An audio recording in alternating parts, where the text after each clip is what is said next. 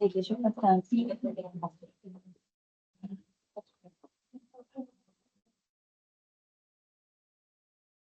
Hã? Já, eu coloquei.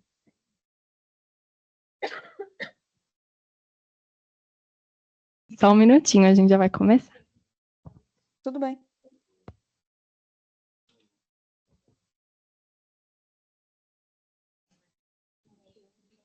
Vai arrasar, Diva.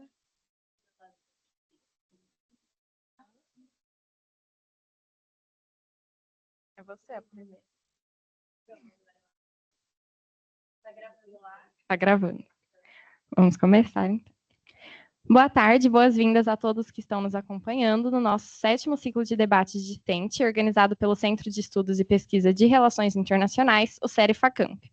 Eu sou a Marina Vendramini, aluna do 3º ano de Relações Internacionais da FACAMP, estagiária do CERI-FACAMP. O ciclo visa a difusão dos resultados das pesquisas conduzidas pelos alunos de Relações Internacionais da FACAMP, em formato de projetos de pesquisa, grupos de estudo, monografias e iniciações científicas. Nesse ano, o ciclo está ocorrendo de 3 a 7 de novembro, com 8 mesas temáticas de apresentação dos resultados de pesquisa em formato de pôster. As mesas contam também com a participação de convidados externos, pesquisadores e professores de universidades públicas e privadas brasileiras como debatedores.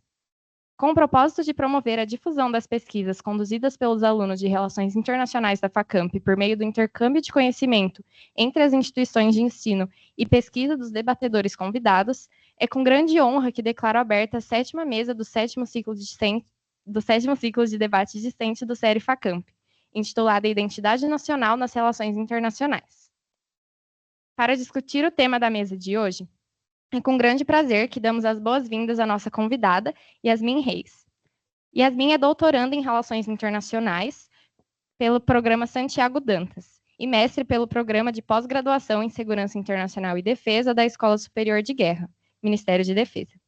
Yasmin é líder de pesquisa voluntária no Grupo de Biodefesa e Segurança Alimentar do Laboratório de Simulações e Cenários da Escola de Guerra Naval, colaboradora no INCT, INEO e OPEU, e pesquisadora no Núcleo de Avaliação de Conjuntura, onde é responsável por análises geopolíticas da América do Norte e Central para publicações no Boletim Geocorrente. Yasmin, nós agradecemos sua presença e sua disponibilidade para participar do nosso ciclo de debates discente. Na mesa de hoje, contaremos com a apresentação de 4 trabalhos. Vamos começar com a apresentação da pesquisa intitulada A África do Sul pós-apartheid, a Comissão de Verdade e Reconciliação como mecanismo de reconstrução da identidade nacional do país, desenvolvida pela pesquisadora Beatriz Pierre. Você terá 7 minutos para apresentar sua pesquisa e você tem a palavra. Obrigada, bom dia, gente. Bom dia, Yasmin. Obrigada pela sua presença aqui. Acho que, para começar, é interessante dizer que essa pesquisa era para ser uma iniciação científica. Eu comecei o projeto de pesquisa e aí, por questões de força maior, precisei desistir. Então, ela acabou não sendo concluída, mas eu submeti, de qualquer forma, aqui no ciclo para debater os poucos resultados que eu consegui encontrar.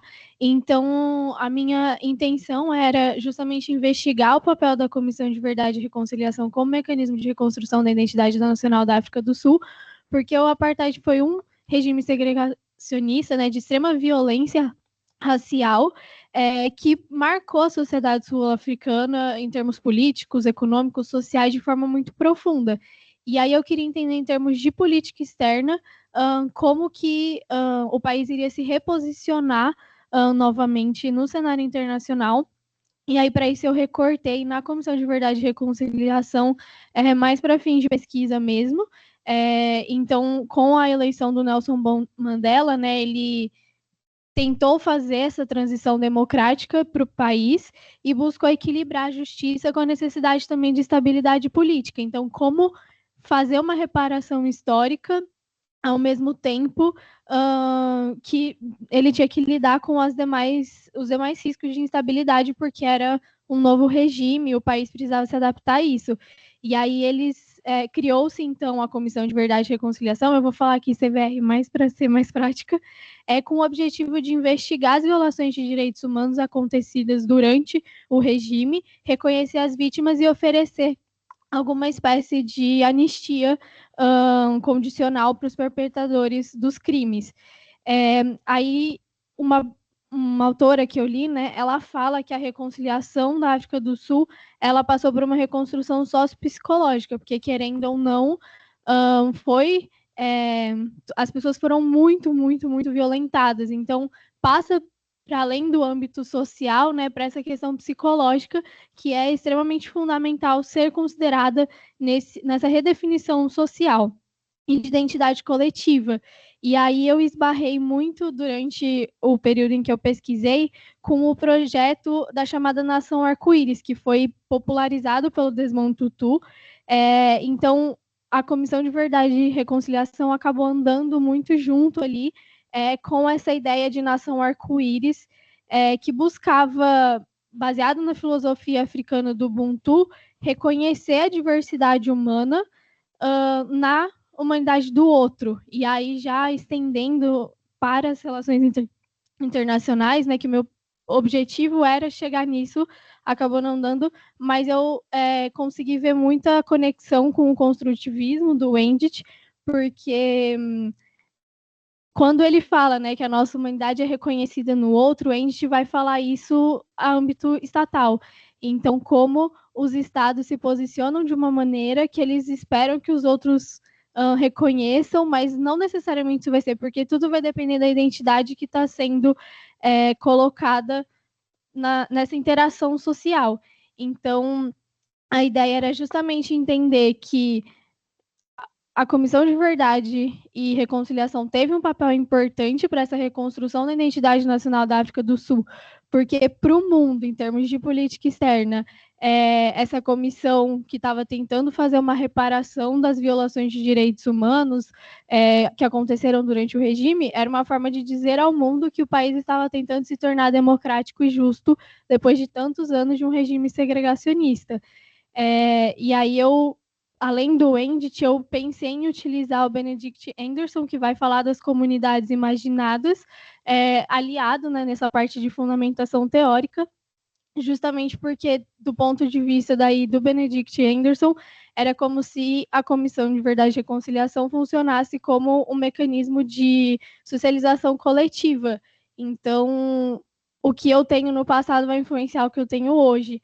E aí, desse modo, colocar a África do Sul perante o mundo como uma democracia racial, que não multirracial, né, que não foi o que teve durante muito tempo. Então, a minha ideia inicial, como eu falei, era entender essa relação entre a Comissão de Verdade e Reconciliação e a construção da identidade nacional sul-africana depois que o regime acaba. E aí, entender também o papel da CVR na construção dessa chamada nação arco-íris. Em termos metodológicos, como eu falei, eu iria usar, né, como fundamentação teórica o Wendt e o Anderson, principalmente, e a minha ideia era trabalhar com fontes primárias, principalmente, para analisar os relatórios, os discursos que foram feitos e, eventualmente, com fontes secundárias que tratassem sobre o tema.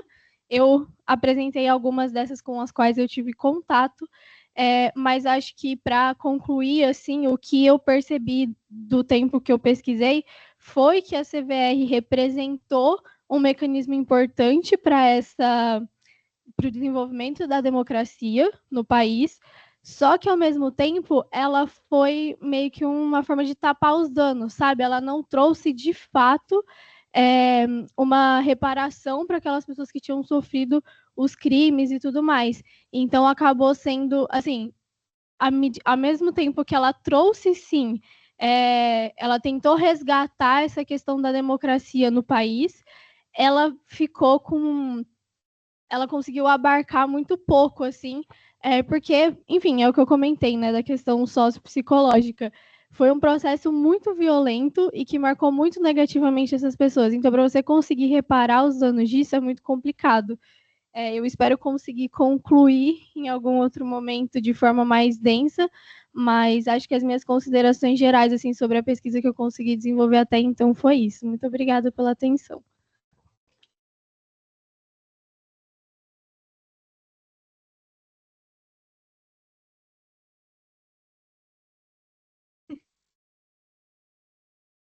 Obrigada, Beatriz, pela apresentação. Passaremos para a nossa segunda apresentação da pesquisa, intitulada A Construção da Imagem do Inimigo Iraniano na Política Externa dos Estados Unidos no Governo Clinton, desenvolvida pelos pesquisadores Gustavo Aguiar Ramos, Heitor Torres Neves e Vitor Benvegnu Araújo.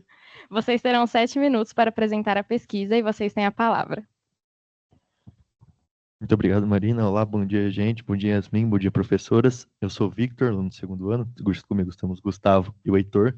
E nosso principal objetivo com as pesquisas, na verdade, a gente está formulando um vídeo ensaio para tentar explicar como os Estados Unidos, principalmente durante o governo Bill Clinton, utilizou da imagem do inimigo iraniano como forma de reafirmar sua própria identidade.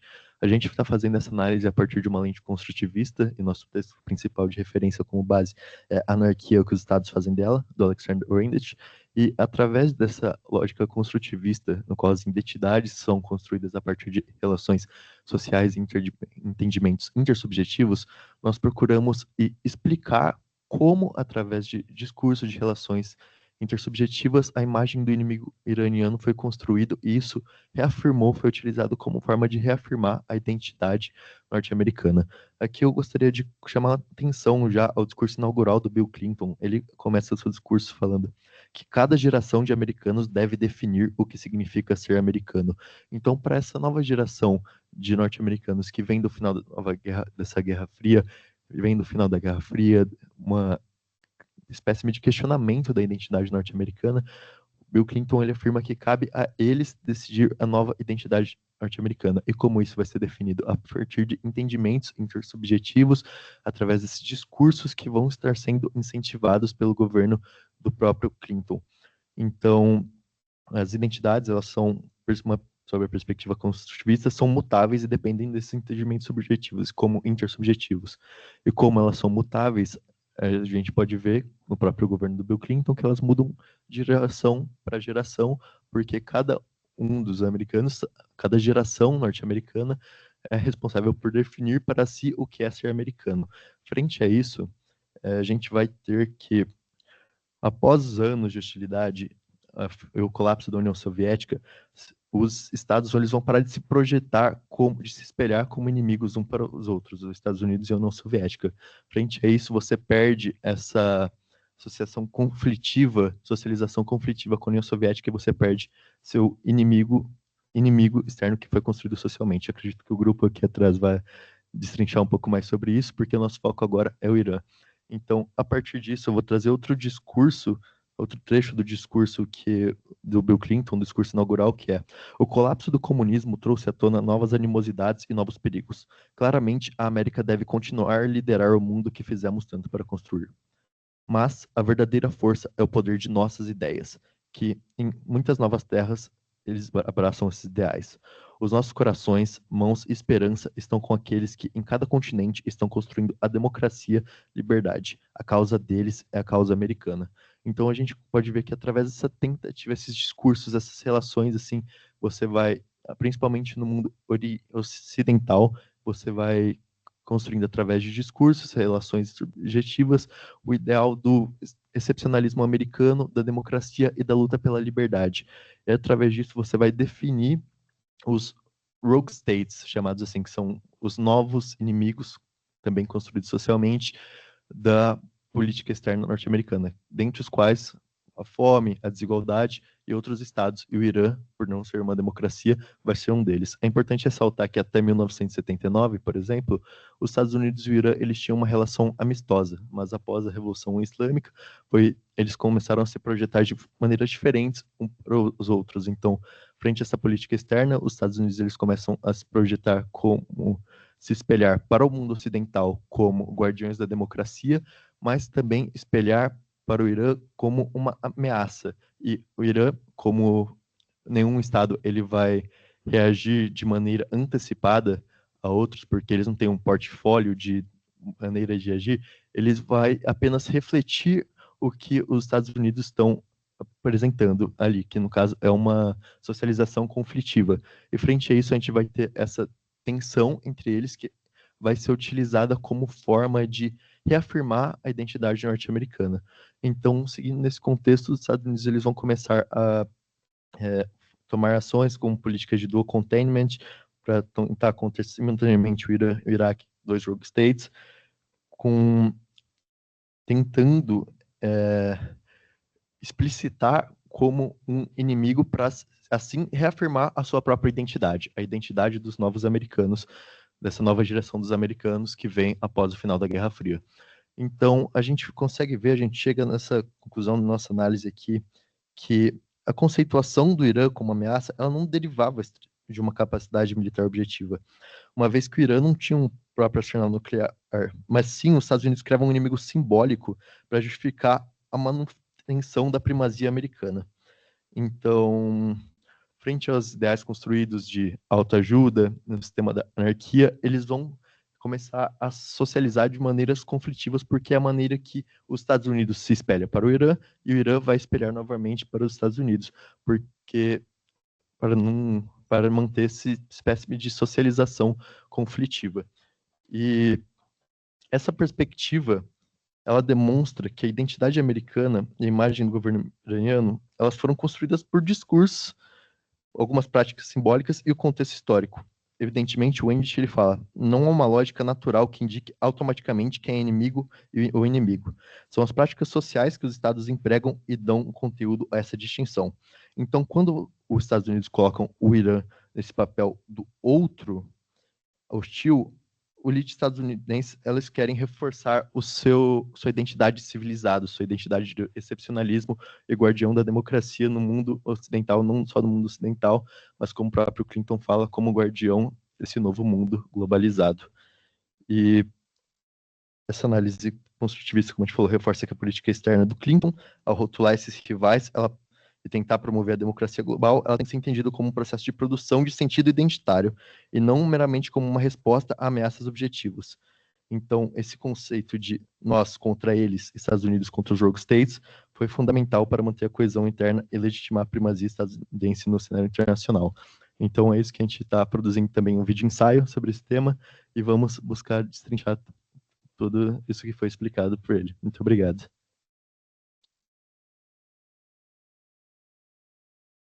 Obrigada pela apresentação, foi muito interessante. Sou suspeita para falar porque é meu tema de monografia, mas enfim.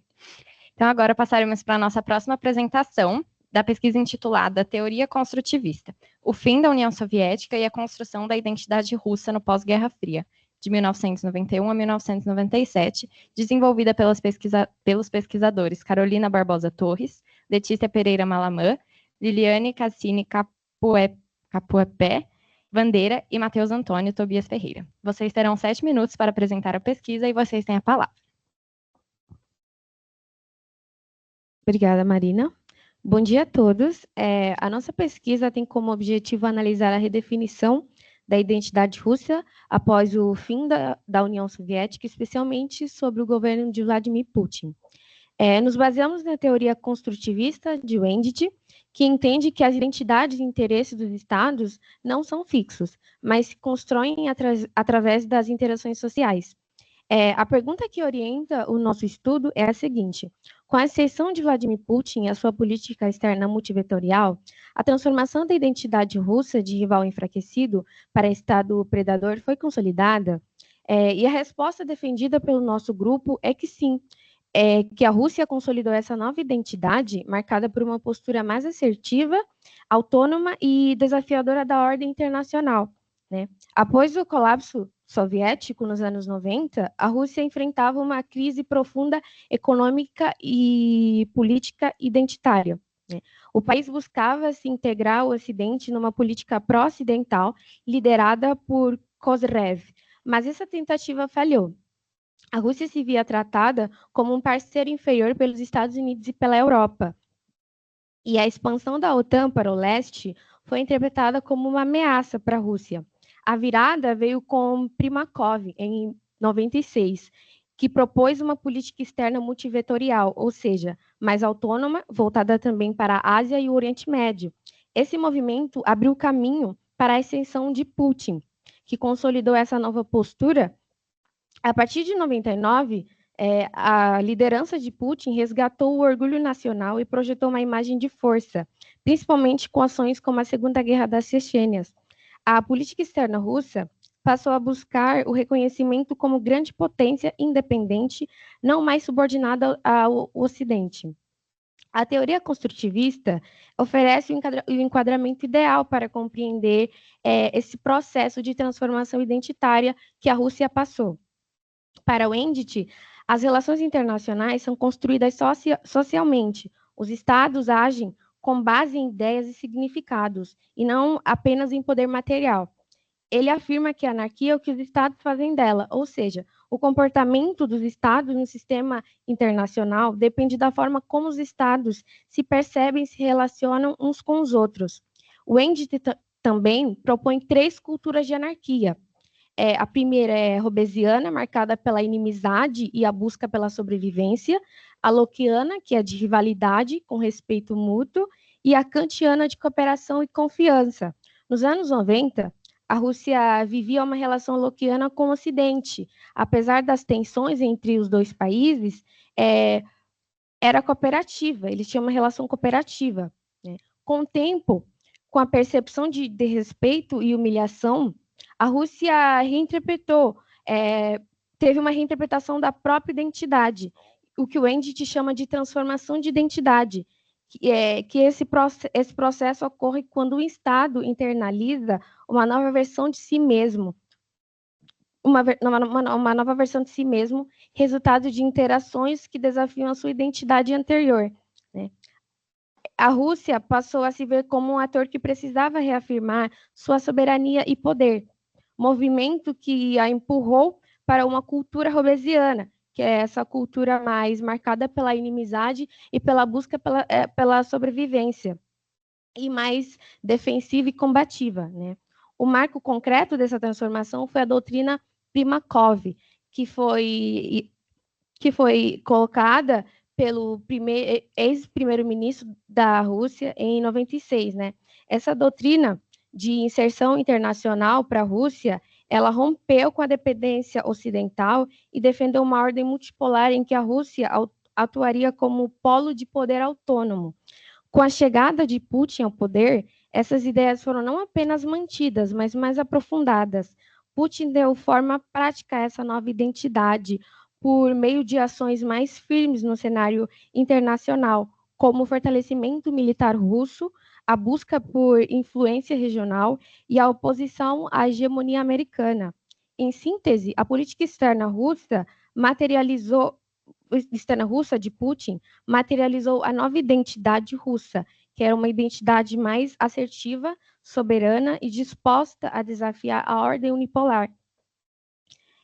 À luz do construtivismo, a transformação de identidade russa não foi apenas uma mudança estratégica, mas um processo social e simbólico para os russos. Né? As interações negativas com o Ocidente e o sentimento de humilhação levaram a Rússia a reconstruir a própria noção de quem ela é no sistema internacional, passando de um rival enfraquecido para um Estado predador, determinando a reafirmar seu papel de grande potência.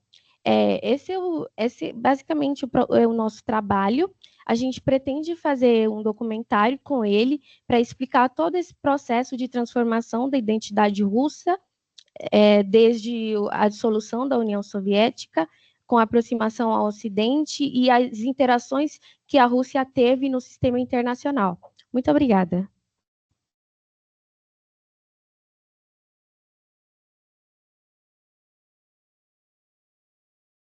Obrigada, Liliana, pela apresentação. Agora passaremos para a nossa última apresentação, intitulada Identidade, a crise existencial na Europa, desenvolvida pelas pesquisadoras Carolina Barbosa Torres, Letícia Pereira Malamã e Letícia Toledo Frenhani. Vocês terão 7 minutos para apresentar sua pesquisa e vocês têm a palavra. Obrigada, Mari. Bom dia, Yasmin, é um prazer tê-la aqui conosco. Puxando esse gancho da Rússia, que é um dos 50 estados soberanos europeus, a gente vai falar um pouquinho sobre a identidade na Europa e, como o nosso título já diz, a crise existencial dessa identidade na Europa.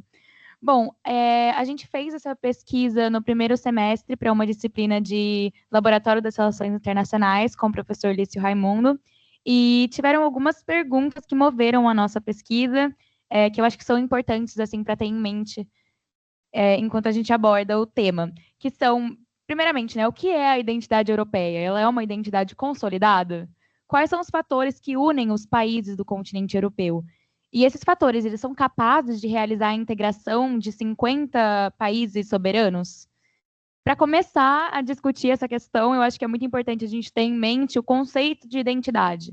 Né? Identidade é um conjunto de características que distinguem uma pessoa ou uma coisa e por meio das quais é possível individualizá-la. Então, tendo esse conceito em mente, eu gostaria de voltar um pouco no tempo e abordar a construção histórica da ideia de Europa. A gente utilizou muito o autor Anthony Pagden e a sua obra The Idea of Europe para desenvolver esse trabalho. E nesta obra, o Pagden, ele aborda alguns pilares que foram essenciais para essa construção da ideia de Europa, né? Alguns pilares que conectaram as diferentes nações do continente europeu. Eu vou abordar, são 5 pilares.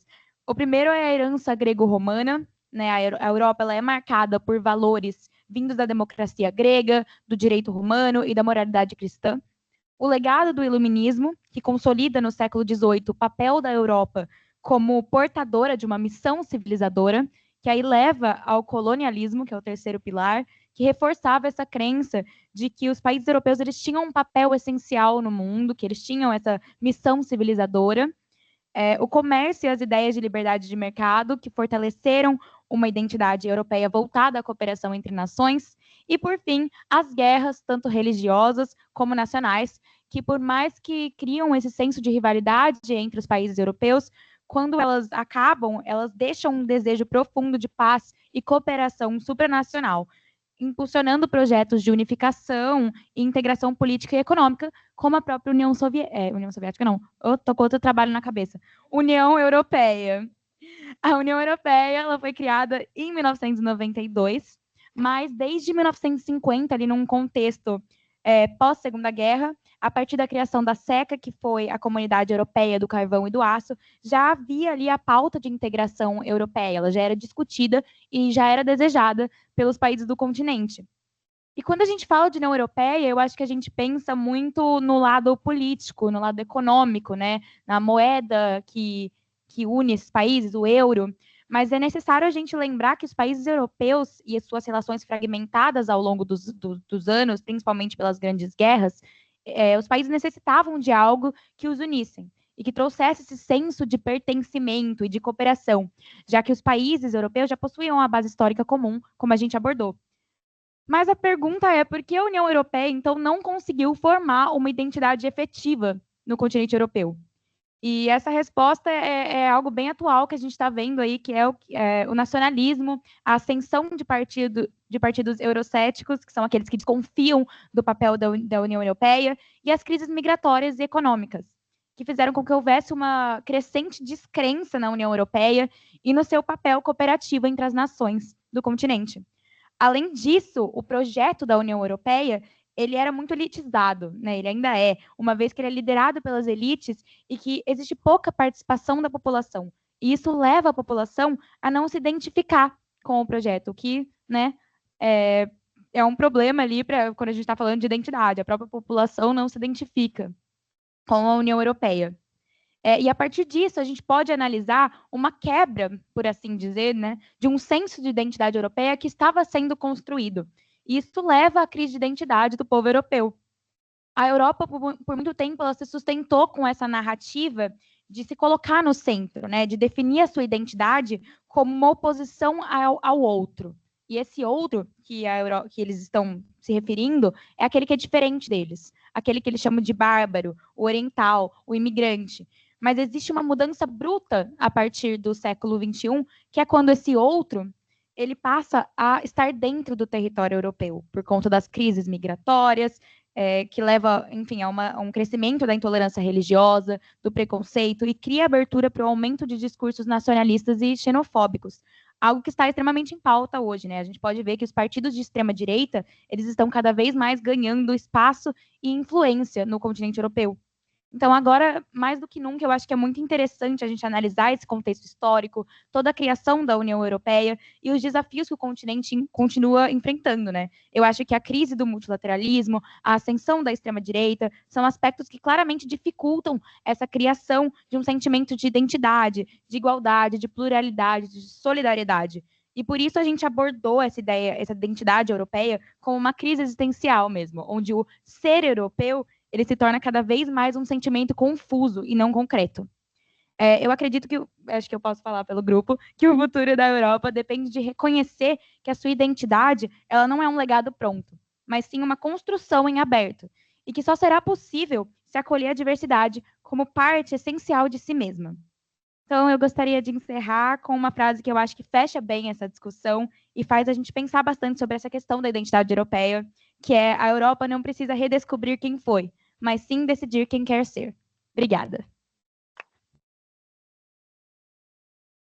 Obrigada, grupos, pelas apresentações. Agora passaremos para os comentários da Yasmin.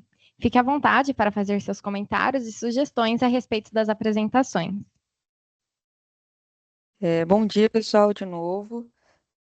Mais uma vez, obrigada pela oportunidade. Parabéns a todos pelos trabalhos. Eu gostei bastante da leitura de cada um do trabalho e de cada temática também. Eu vou fazer primeiro um geral e aí depois eu vou partir para cada um. Quando eu peguei os temas e vi os títulos, eu me perguntei, principalmente assim, de cara, qual poderia ser a ligação. E aí, lendo e também acompanhando a apresentação de vocês aqui, eu consegui ver que cada um tem um ponto em comum, né? Que todos eles dialogam de alguma forma, apesar dos objetos de pesquisa serem diferentes. Por exemplo, a exemplo de cada um dos trabalhos apresentados, né? Vão apresentar a política externa, as práticas sociais, como elas moldam essa política externa e doméstica, identidade, discurso e principalmente a construção da ideia do outro. Então, esses foram alguns componentes que eu consegui identificar, embora os objetos, cada um, fossem diferentes. Eu gostei bastante da escrita de cada um de trabalho. E aí eu vou tecer alguns comentários, mais do ponto de vista de tentar ajudar a complementar a pesquisa, que foram alguns pontos que, durante a leitura, ou eu senti um pouco de falta, e aí essa falta pode ser também pelo escopo do trabalho, e que muitos aqui também eu fui anotando durante a apresentação alguns pontos que eu já tinha levantado e que vocês exploraram melhor na apresentação, mas que no texto corrido não estava tão claro. Então, também trago essa observação a fim de aprofundar também o projeto e também para a pesquisa, né, para o desenvolvimento futuro da pesquisa. E aí eu vou começar por ordem da apresentação que foi feita aqui. É o primeiro trabalho da Beatriz, África do Sul no pós-apartheid, a Comissão da Verdade, como mecanismo de reconstrução da identidade nacional do país. Beatriz, parabéns pelo trabalho e pela escolha do objeto de pesquisa. Eu gostei bastante, e aí é um tópico que ainda precisa ser explorado na academia, então, e com lacunas e paradoxos ainda persistentes, embora a gente vai olhar o recorte temporal, e por vezes a gente vai olhar de uma forma, e aí eu coloco um pouco leiga, sobre o próprio regime e como se deu a construção da África do Sul pós esse momento, muitas vezes não fica tão claro qual era esses paradoxos e lacunas ainda persistentes, que seu trabalho cumpre muito bem esse processo. Eu achei também um trabalho muito bem escrito e articulado, então ele vai apresentando de forma clara o objetivo proposto. Então, parabéns mais uma vez. E aí, fazendo já alguns apontamentos, na sessão da introdução, você deixa de forma bem clara qual é a sua construção, o que você está buscando. Então, em relação a isso, acho que você cumpriu bem. E você vai realizando uma síntese dos processos logo no início, né? Logo no primeiro parágrafo. Você pontua bem o fim do regime do apartheid, o processo de transição democrática que houve e a criação da Comissão da Verdade e Reconciliação que vai se dar logo em seguida. E aí você vai apresentando essa construção, o que foi ajudando bastante durante a minha própria acompanhar o seu raciocínio. E aí você finaliza trazendo uma pergunta investigativa do seu projeto com a hipótese no final, o que para o projeto de pesquisa é bem interessante. Você já consegue situar o leitor da onde você está vindo, o que te gerou aquela inquietação e para onde, né, você irá caminhar. Só que durante a leitura, e aí aqui são apontamentos e sugestões, tá? Eu acredito que você, como você me explicou durante a sua apresentação, que você teve algumas questões que impediram você concluir, mas que pensando em você retomar esse processo e até aprofundar ou ajustar o processo, seria interessante, como sugestão, uma delimitação, uma definição maior sobre justiça transicional, né? Porque aí também eu falo por mim mesmo como um costume, às vezes a gente está tão dentro da temática que a gente coloca alguns termos, mas pensando em leitor que talvez não tenha contato com a temática, ou que vai ter a primeira vez aquele contato, talvez uma nota de rodapé, ou você explorar um pouquinho melhor, que é um conjunto, né? Que a justiça transicional ela vai ser um conjunto de ideias que foram adotadas para enfrentar um passado marcado por um processo de ditadura, acho que seria interessante para você também situar o leitor sobre esse processo. Que seria, né? Porque, por vezes, para a gente que está dentro do objeto, já se torna algo natural e a gente já vai dando como natural. Mas para o leitor, pode ser que ele não identifique o que seja e não consiga situar dentro do próprio texto. Um outro ponto que eu também acho interessante como sugestão e que você vai articular como, aí também vou usar a abreviação para facilitar, da CVR, como ela ajudou a consolidar a imagem da nação arco-íris. E também seria interessante você fazer um pontuamento porque a nação arco-íris ela surge no texto, mas eu senti um pouco de falta de você explorar melhor essa abordagem, de você explicitar quais eram as características que marcaram a nação arco-íris, como foi esse processo que contribuiu para a construção da paz, e não só como uma medida restaurativa que punisse as feridas do apartheid, mas muito nessa ideia dessa concepção da construção da paz. E aí, a partir dessa articulação e de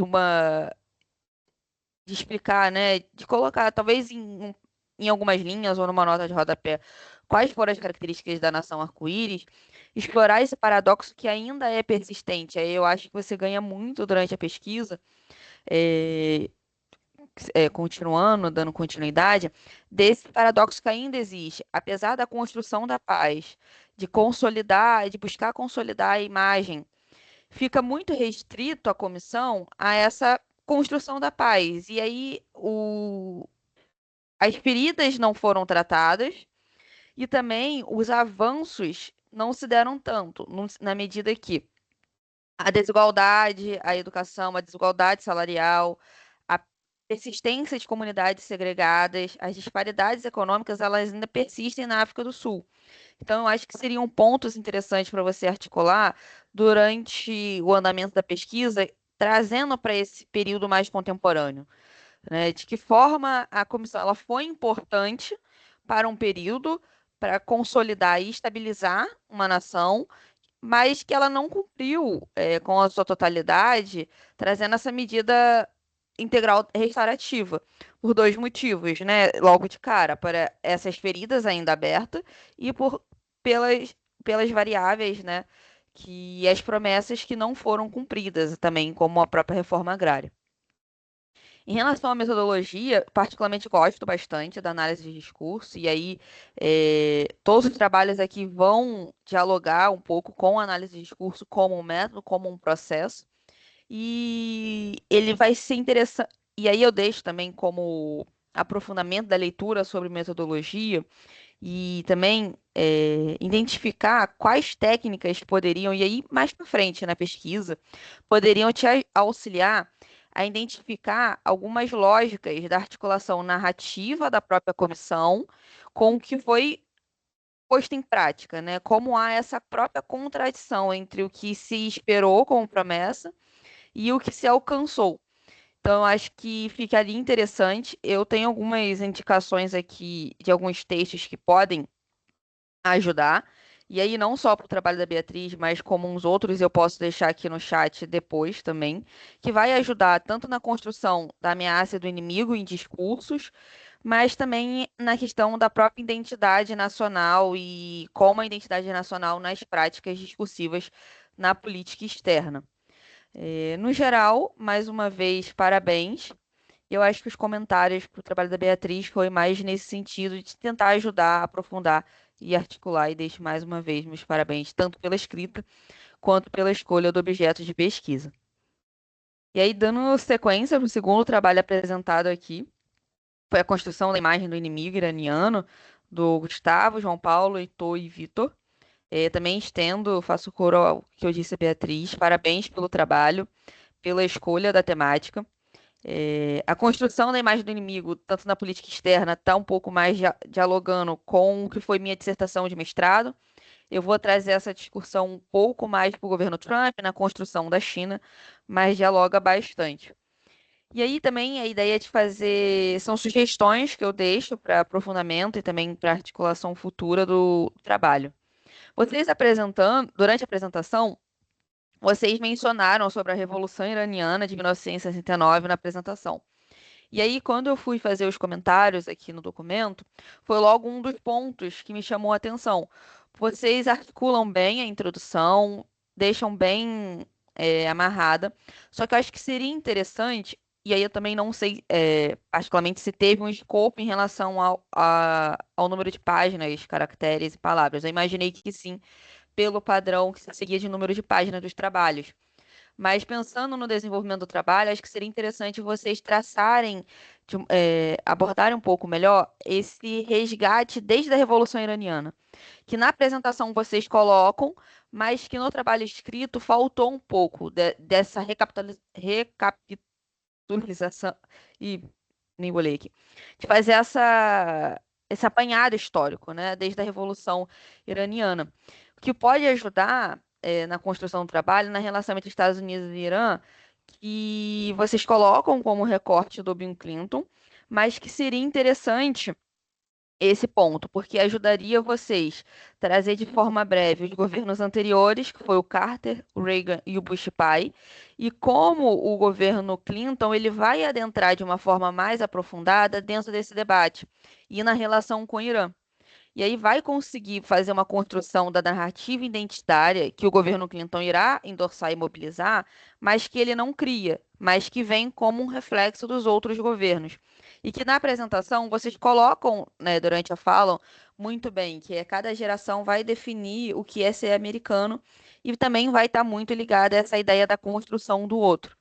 Então, essa construção histórica, ela vai ajudar vocês a mostrar como o Clinton endossa esse discurso, mas que ele não cria, mas também vai auxiliar vocês a mostrar esse ponto de convergência de atuação que teve entre o governo do Bush pai e do Clinton, que embora sejam de partidos diferentes e tenham atuações diferentes, eles vão direcionar essa atuação da política externa dos Estados Unidos no Oriente Médio e também vai fazer essa mudança em relação ao Irã, que vai se dar após 1969. Então, acho que é um ponto interessante na construção do trabalho e também que vocês colocaram que a ideia desse vídeo ensaio. Então, marca bastante esse período que, por vezes, parece que vai se dar um rompimento.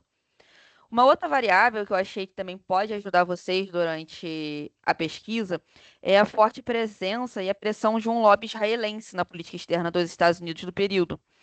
Porque no final da sessão Resultados e Conclusões, vocês vão mencionar que a pesquisa também vai analisar o papel das narrativas domésticas, incluindo mídia, congresso e grupos de interesses. E aí, durante a menção que vocês fizeram dessa frase, eu achei que seria interessante trazer essa variável, porque vai dialogar mostrando como o lobby israelense ele estava articulado na política externa dos Estados Unidos, mas que também vai ter essa característica na construção doméstica, não só da política externa. Porque o lobby israelense naquele período ele era influenciado tanto na Câmara como no Senado, né? Na Câmara por 2/3, então tinha uma presença muito significativa e que vai moldar essa política externa. E durante o trabalho, eu tive uma dúvida em relação ao recorte temporal, porque vocês me pareceu que vocês queriam fazer sobre o recorte do governo Bill Clinton e durante a apresentação também. Só que vocês, durante a escrita, colocam um recorte de 93 a 98. E aí eu fiquei na dúvida se seria a totalidade do governo Clinton ou se teria alguma especificidade pelo recorte ser 93 a 98 especificamente. Em relação à metodologia, à hipótese, a hipótese é muito boa. A única sugestão que eu deixaria durante esse processo seria vocês deixarem de uma forma delimitada para o leitor qual é a pergunta. Então, antes da hipótese, deixar, ó, a pergunta é isso que eu estou querendo, porque vai ajudar já a partir para o objetivo. Em relação à metodologia, eu gosto bastante, né, como também disse, do trabalho da Beatriz, mas seria interessante fazer aprofundar, né, durante a leitura e utilizar algumas técnicas. Aí, no final, eu vou deixar aqui no chat e depois vocês podem me mandar algum e-mail que eu indico. Acho que eu tenho até algum desses textos em PDF, que vai ajudar vocês também a identificar essa lógica na articulação, na representação, tanto do inimigo quanto das ameaças na política externa. E acredito que a articulação do trabalho do Vance, tanto em todos os trabalhos, vão dar um subsídio interessante, tanto para a parte metodológica como para a parte teórica, e que vai ajudar muito na análise do corpus discursivo que vocês vão escolher, dos discursos para utilização. E aí, por fim, na parte do texto escrito, eu senti falta de algumas referências que vocês citam ao longo do texto, mas quando a gente vai para referência, eu senti falta delas lá. Mas, no geral, mais uma vez, parabéns. Eu gostei bastante da construção do texto, da escolha da temática, também da escolha metodológica. Parabéns mais uma vez. E aí, indo para o terceiro trabalho, que é a teoria construtivista, o fim da União Soviética e a construção da identidade russa, da Carolina, Letícia, Eliana e Matheus. Né? Eu gostei bastante da escolha também do recorte. Faço coro ao que eu disse aos colegas anteriormente. Achei bem interessante a proposta do recorte e que dialogou durante a apresentação e durante a leitura. A gente consegue ver como ele dialoga, porque são períodos que estão acontecendo esses eventos de forma conjunta, em paralelo. E aí, durante a leitura, né, vou fazer alguns apontamentos também no sentido de aprofundar a temática e a pesquisa de vocês, e que durante a apresentação, algumas dúvidas que eu tive também foram explicadas durante a apresentação, mas que eu senti falta um pouco durante a leitura do texto. Eu achei interessante a proposta de vocês da base documental e bibliográfica para produzir o vídeo ensaio. E aí é interessante no trabalho que vocês deixam, e aí voltando ao trabalho anterior da construção da imagem, vocês durante a apresentação falam que vão fazer um vídeo ensaio, mas vocês não colocam no texto. E eu achei interessante que o trabalho da teoria construtivista, né, da União Soviética, vocês já abrem trazendo qual é essa proposta. Então, achei bem interessante. Eu acho que também pode contribuir para os outros trabalhos, né? Se o fim é produzir esse vídeo ensaio, vocês já deixam claro durante a leitura. E aí, em relação à introdução, e aí com a ideia de vocês aprofundarem durante a pesquisa, eu senti um pouco de falta de vocês explorarem um pouco melhor como que foi esse vácuo da identidade pós-soviética, né? Que vocês vão explicando ao longo do texto esse recorte temporal, e aí eu senti falta, e aí é uma dúvida também que eu vou levantar aqui, que durante a apresentação vocês vão falar muito do Putin, né, de como eles vão articular. Mas no texto, eu fiquei na dúvida sobre o recorte temporal, que foi um dos pontos. Vocês colocam 91 a 97, e aí eu me questionei se esse recorte estaria muito em convergência com a presidência do Yeltsin.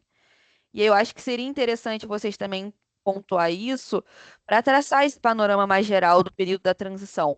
Ou se o objetivo é analisar mais o período do Putin, talvez expandir esse recorte temporal, mas trazendo a presença do Wells nesse processo, como ele vai fazer essa articulação do imediato pós-União Soviética e vai e fazendo esse panorama vai ajudar vocês a contemplarem como houve, né, como aconteceu esse desaparecimento da identidade soviética, que era uma forma unificadora que orientou o país durante a Guerra Fria e até anteriormente, quando a própria União Soviética surge, como também algumas outras variáveis que ajudariam vocês também na construção, como a perda do status que a União Soviética vai ter de superpotência, que a Rússia, embora vai herdar esse arsenal nuclear soviético, ela vai ter dificuldades, né, crises econômicas e sociais que vão marcar.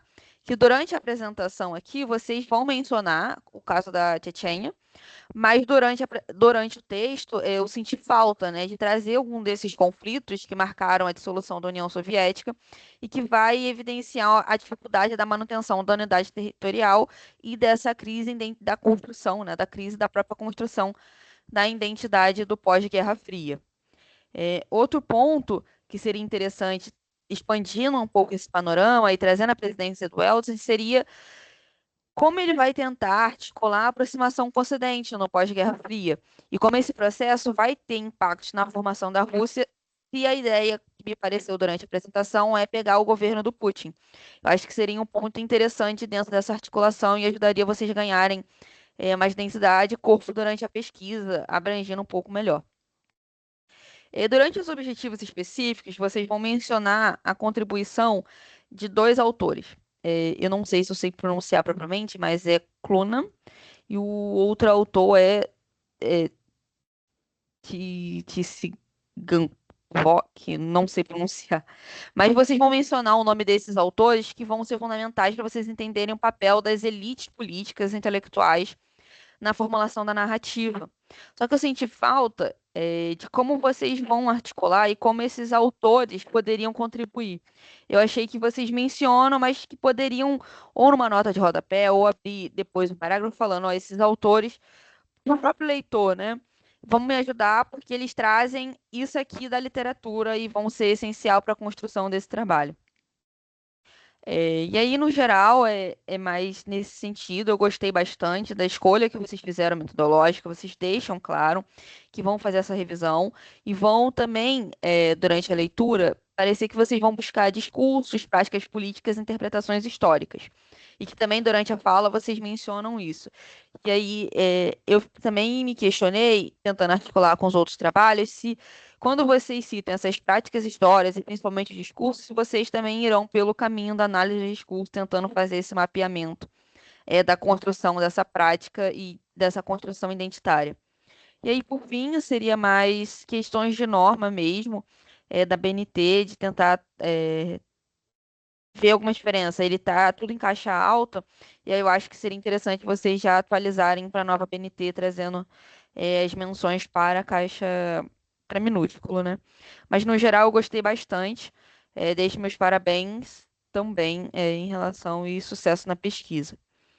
E aí, aqui partindo para o último trabalho que foi apresentado, que é a Identidade, a Crise Existencial na Europa, da Carolina, Letícia e da Letícia. Gostei bastante do trabalho e do debate sobre identidade. E aí, durante a leitura, em sequência ali, foi interessante, porque a gente vai partindo de alguns pontos e vai chegando no período mais contemporâneo, né, que vocês propõem ali da própria crise, apesar de trazer esse panorama mais histórico, eu senti durante a apresentação que vocês querem trazer mais essa crise para esse contexto, e como o debate da identidade também é um debate que ainda persiste, né? A gente pensa, não, a construção da identidade é como se tivesse algo consolidado, mas não, que é uma variável que ainda persiste em diversos pontos, sobretudo na União Europeia, dados os últimos acontecimentos. Também vou fazer comentários aqui no sentido de ajudar vocês a desenvolver melhor na própria construção. Na seção da introdução, eu gostei bastante do primeiro parágrafo, que vocês articulam tanto a construção da identidade coletiva, vão trazer esse debate e vão articulando com o próprio campo das relações internacionais. Então, vocês fazem esse conjunto, que eu achei que funcionou muito bem. O parágrafo, ele, de certa forma, não é tão extenso, mas ele vai cumprir muito bem esse papel. Em seguida, vocês trazem que vocês vão utilizar uma literatura especializada de 3 autores principais. Só que na introdução, eu senti que eles não são apresentados de uma forma muito clara e de como eles vão auxiliar nesse processo. Só que quando a gente vai fazer a leitura integral do trabalho, eu vejo que eles estão na metodologia. E aí eu acho que um ponto que poderia ajudar vocês nesse quesito seria ou trazer uma nota de rodapé falando que vocês vão explicar um pouco melhor o desenvolvimento e como esses autores irão auxiliar na seção da metodologia, ou tentar abrir algumas poucas linhas falando, olha, esses autores ajudam por causa disso. E aí pode também trazer em conjunto uma nota de rodapé falando que vai ser melhor abordada, explorada na metodologia, porque vocês fazem isso. Mas quando a gente vai logo de cara, eu senti falta de como eles poderiam articular. E aí, em relação aos objetivos específicos, eu acho que eu deixo como sugestão vocês trocarem um pouco o texto corrido e talvez trazer os verbos no infinitivo, que vai ajudar o leitor e até mesmo vocês a fazer essa cadeia de eventos que vocês querem fazer, que é a ideia desse passo a passo que vocês vão cumprir, né? Para chegar ao objetivo geral. E aí, durante o objetivo, tem duas vezes que vocês colocam como análise. E aí eu acho que vocês podem trocar para botar análise uma vez, o que vai ajudar na fluidez tanto da leitura e do próprio trabalho, e vai ajudar vocês na própria construção do passo a passo. Em relação à metodologia, eu gostei bastante. E eu acho que vai funcionar super bem para a construção do trabalho que vocês propõem. E aí, por dúvida final, eu fiquei em relação ao recorte temporal, que o título e durante a apresentação não fica muito. Durante a apresentação, não, desculpa. Durante o texto, não fica muito bem marcado, embora eu parti de uma dedução que vocês querem trazer para um período mais contemporâneo. Mas eu fiquei na dúvida se vocês irão abordar essa construção e o que seria muito extenso, desde a formação da própria União Europeia até um recorte. E aí eu levantei como hipótese até 2024, porque vocês citam os últimos acontecimentos, né, do Brexit e outros, ou se vocês vão trazer para um recorte mais contemporâneo e vão fazer esse apanhado histórico, né? Mais do que foi proposto, me pareceu que é uma proposta muito bem articulada e com um debate que ainda persiste, super importante. Então, também deixo mais uma vez meus parabéns também ao trabalho e a todos. Obrigada.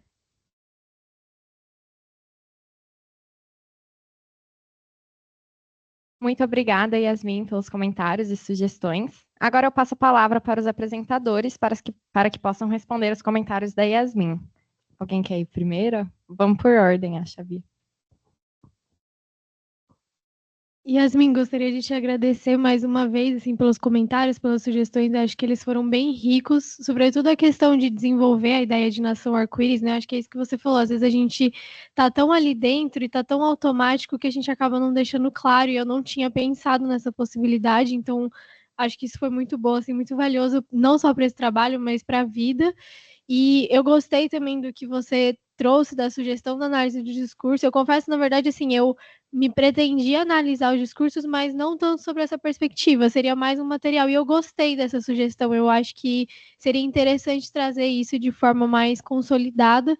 Como eu falei para você, eu pretendo continuar com a pesquisa, né? Essa é uma temática que eu gosto no geral. Você falou da própria falta de material que a gente tem sobre o regime. Uma das possibilidades que eu estou pensando é analisar mais para o campo da geografia, né? A questão territorial, porque durante o regime eles tinham o que eles chamavam de bantustões ou homelands, eu não sei se você já ouviu falar, que era uma espécie de segregação territorial, mesmo como se fossem bairros, onde eles jogavam a população negra lá dentro e ela ficava lá.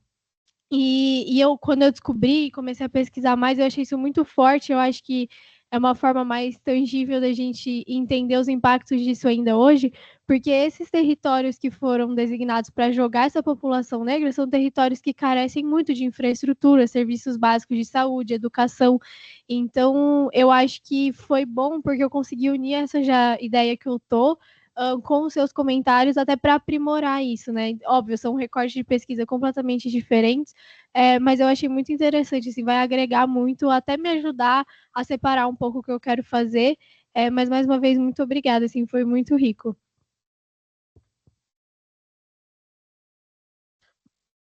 Bom, Yasmin, bom dia, sou o Heitor, muito obrigado pelos comentários. Bom, a questão de abordar a Revolução Iraniana melhor desde 79, né? Você falou sobre uma convergência de certos pensamentos, certas construções de identidade com governos anteriores. Talvez sim seja interessante, acho que é melhor a gente analisar os governos anteriores, mas eu creio que no pensamento do nosso trabalho, a gente delimita de 93 a 98, porque é um momento que a gente enxerga em que o Clinton ele é mais cirúrgico na construção de uma identidade hegemônica dos Estados Unidos, né? No primeiro governo.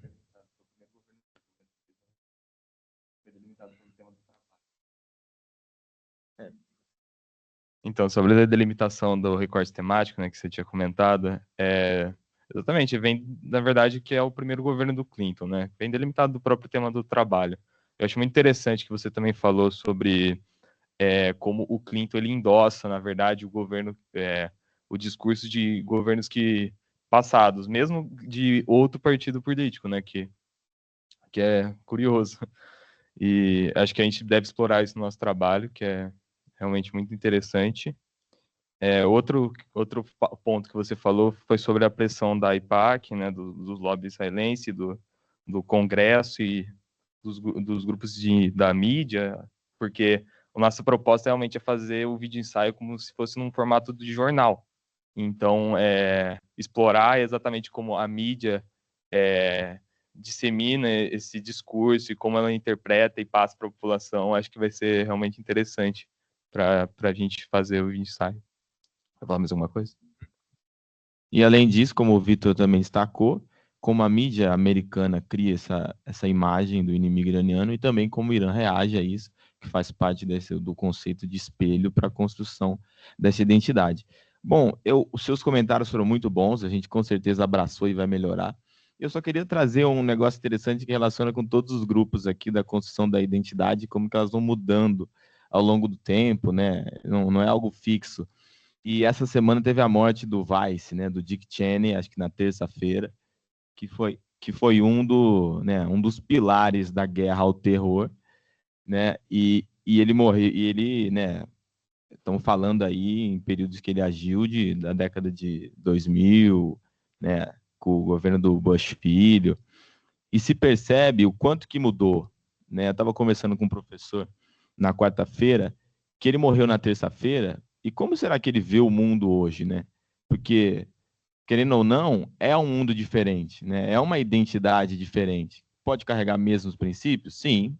A guerra ao terror talvez não tenha acabado? Talvez não, né? Aí eu deixo para outras pesquisas.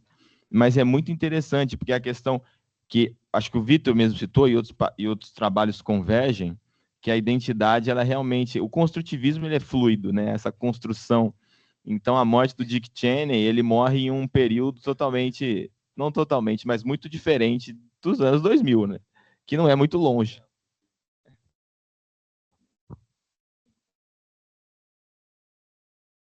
Acredito que tenha sido isso mais que o Gustavo tinha comentado. A gente vai aderir, a gente agradece muito pelos comentários que você fez. Acho que vai ser muito interessante explorar mais também os governos anteriores para, assim, potencializar as ações do próprio Bill Clinton, os efeitos discursivos de suas atitudes e como elas impactaram diretamente nisso. Essa questão do lobby israelense não tinha pensado, então eu agradeço muito pelo comentário. Acredito que vai contribuir muito para a nossa pesquisa, principalmente nessa questão de pressão social, discurso da mídia, discursos presidenciais, como no próprio Congresso, na Câmara.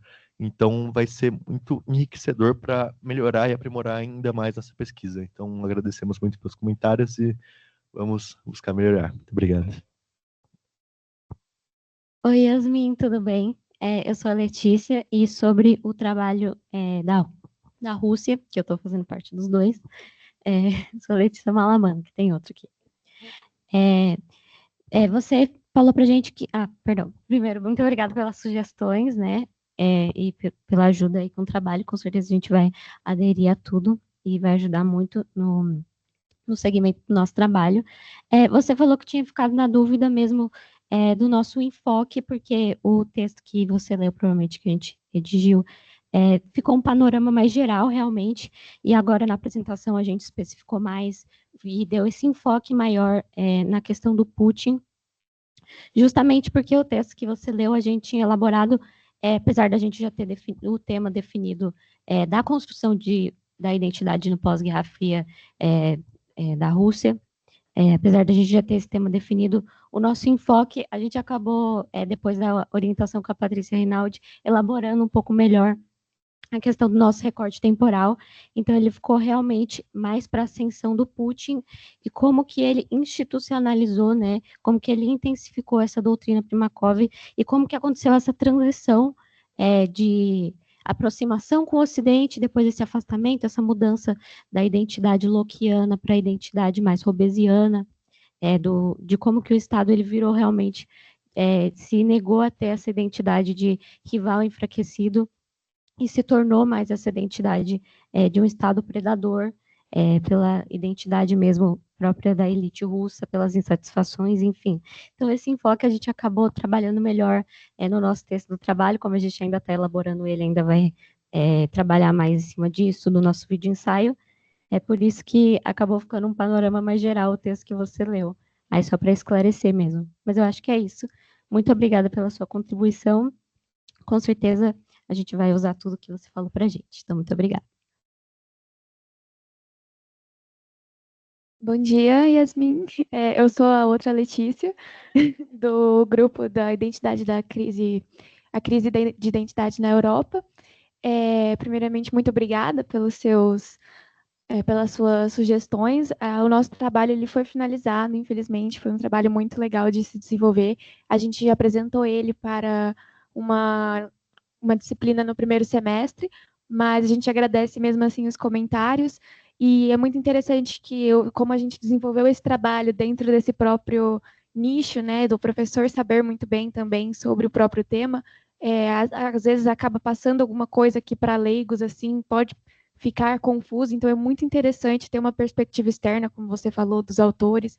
O professor conhecia bem os autores, então acredito que para ele, quando ele leu, já estava claro o que cada autoria agregar ao trabalho, mas isso realmente é uma coisa que tem que estar presente, então a gente agradece muito essa perspectiva externa, não é uma coisa que a gente consegue pensar quando a gente está inserido dentro do próprio trabalho, então muito obrigada.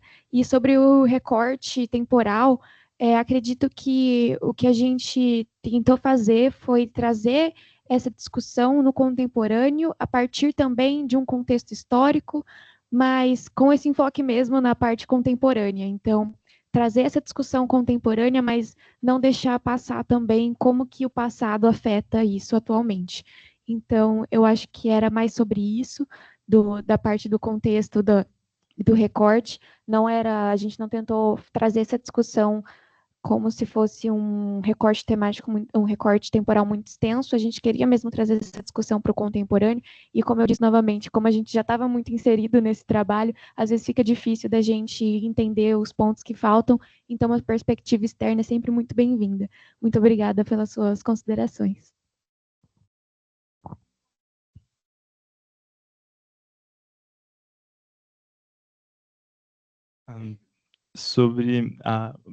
Mais uma vez, obrigado, Yasmin, sobre os comentários a respeito do trabalho. Alguns pontos que você comentou sobre a questão de alguns pontos de inflexão dessa trajetória da transformação da identidade russa, que são muito importantes, que acabaram não sendo trabalhados nesse panorama geral que a gente acabou submetendo, como a guerra da Chechênia. Acredito que são pontos importantes que, na nossa versão corrigida, a gente está trabalhando mais a fundo, que é onde a Rússia ela teve essa demonstração através das agências do Putin de uma demonstração de poder e de colocação no sistema internacional como um Estado predador, de acordo com o que as meninas estavam falando, de que essa transição da cultura lockeana para uma cultura robesiana de guerra contra todos foi bem marcada diante desse ponto de inflexão. Então, no nosso trabalho corrigido, dando uma continuidade ao que a gente estava falando sobre as correções, a gente trabalhou mais esses pontos e eu acho que agora eles estão mais claros para os leitores. Inclusive, se for possível, a gente poder te encaminhar por e-mail essa versão corrigida para que você possa ver agora de forma mais detalhada todos os pontos que a gente gostaria de trabalhados e também nós iremos adotar as sugestões que foram trazidas, que são de imensa contribuição. Muito obrigado.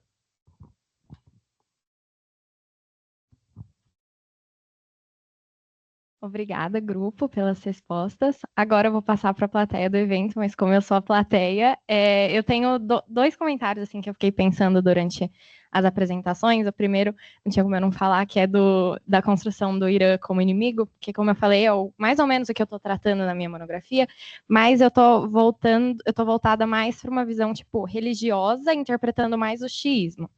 Por enquanto, talvez mude também.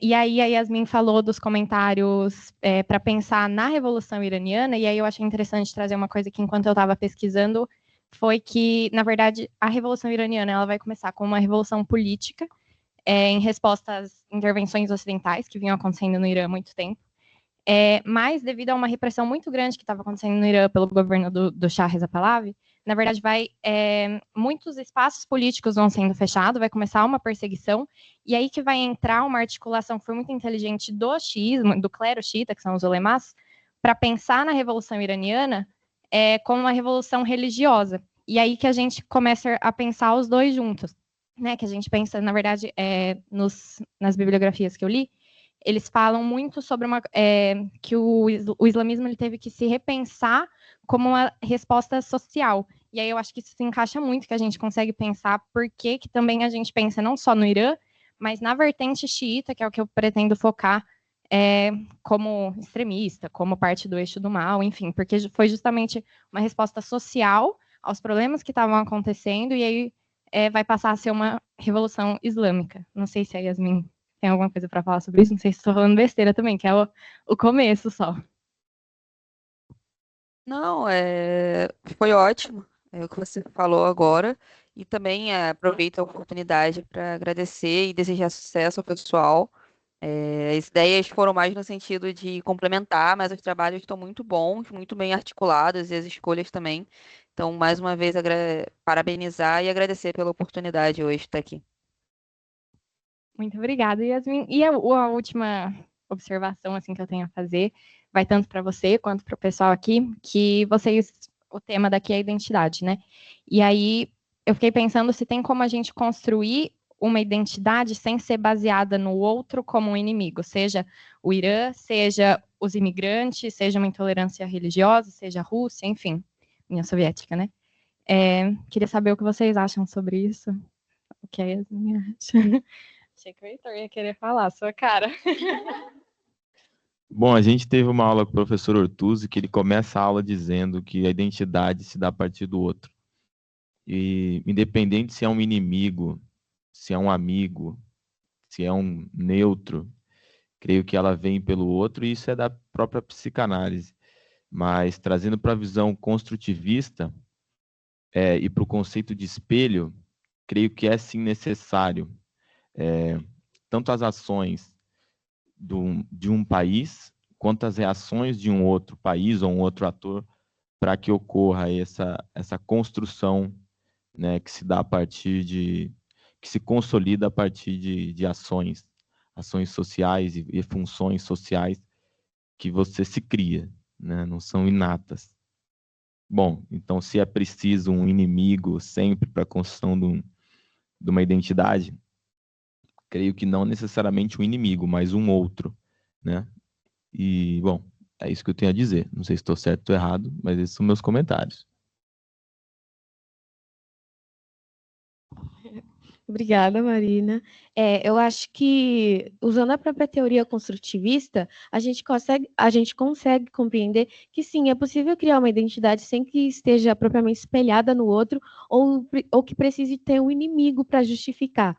O Endig traz isso no próprio conceito de identidade para ele. Ele deixa claro que, apesar de ser formada no meio social, através das interações, você também precisa olhar para si. É necessário você entender como você se percebe no meio para que você consiga formar a sua própria identidade. Então, a identidade, ela não precisa estar atrelada a alguma coisa, mas é necessário você também prestar atenção no que tem fora, para que você consiga, de alguma forma, procurar um grupo que você se identifique e criar o seu próprio meio, o seu próprio ciclo, a sua própria identidade, para que consiga, né, viver em comunidade dentro desse bloco. Mas é isso, respondendo a sua pergunta, sim, é possível, sim.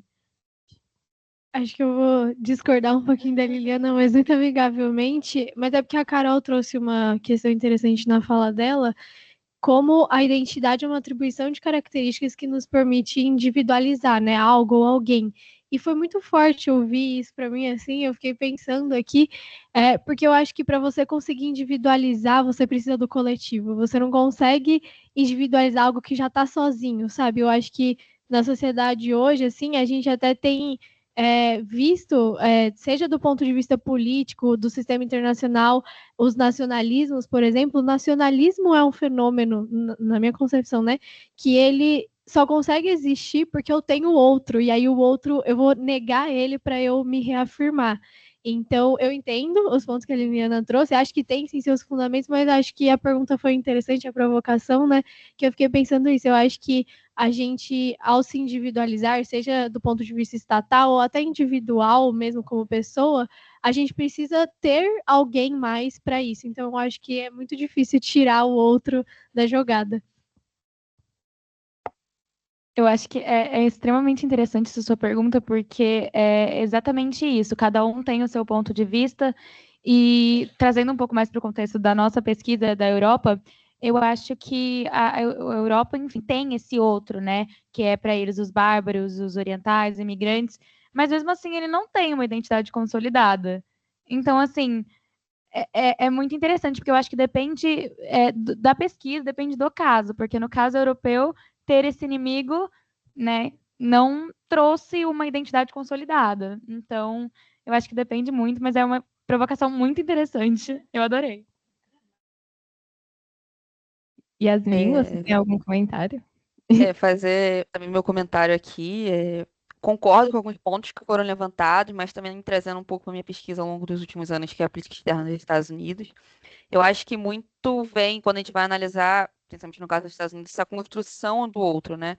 A necessidade de você criar essa ideia do outro para você colocar a sua posição como positiva. E aí você, no caso, né, da política externa norte-americana, a gente vai ver alguns elementos e que trazendo para um debate mais atual do Trump, a gente vê elementos que foram construídos lá atrás, como o Destino Manifesto, tudo isso, dessa missão religiosa dada, né, atribuída aos Estados Unidos, para justificar algumas intervenções, alguns pontos, e como essa construção ela foi moldada e foi, né, em diferentes momentos, em diferentes governos, então acho que essa ideia do outro, somente no caso dos Estados Unidos, e essa identidade é necessária no sentido de que você atribui ao outro o que você não reconhece ou não quer, ou você outrifica, né, para você colocar você dentro de uma posição, principalmente no sistema internacional, como favorável para os seus interesses. Então, eu acho que vai muito nesse sentido também. Mas tem casos a casos, né? Mas acho que, no geral, vai dentro dessa linha. Bom, obrigada, Yasmin e grupos pelas respostas. Agora a gente pode encerrar. Deixa eu só abrir aqui. Bom, estamos chegando ao fim do nosso evento. Passo a palavra para os apresentadores fazerem suas considerações finais, caso vocês queiram. Foi ótimo, obrigada. Muito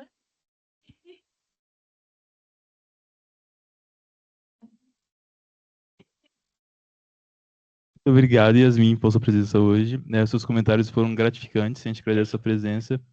Muito obrigado, Marina, a todos presentes. É isso.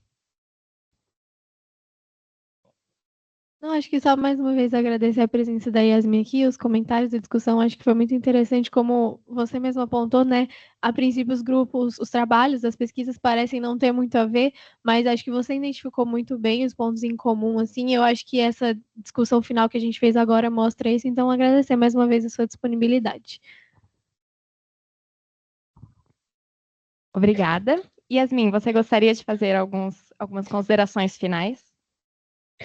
Não, só agradecer pela oportunidade também e desejar sucesso a cada um de vocês, tanto na pesquisa quanto na própria carreira, no âmbito das relações internacionais. E caso alguém queira trocar alguma informação, também posso depois passar meu e-mail. Acho que a professora Patrícia também tem meu e-mail, então acho que fica tranquilo. E mais uma vez, parabéns.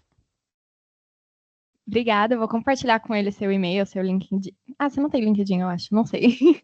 Tenho, Tem? tenho sim, tenho. Tem? Ah, então tá bom, vou compartilhar. Encerramos assim a 7ª mesa do 7º ciclo de debate discente do Série Facamp. Gostaríamos de agradecer novamente a presença da Yasmin pelo excelente debate com os nossos alunos. Agradecemos também a presença de todos os alunos, professores e convidados, e aproveitamos para convidar vocês para a próxima mesa do ciclo, que ocorrerá ainda hoje, ao meio-dia, na sala 1603, com o tema Governança Global e o papel da sociedade civil. Obrigada e bom dia. Obrigado, pessoal. Bom dia, bom final de semana. Tchau, tchau. Obrigada, Yasmin. Tchau.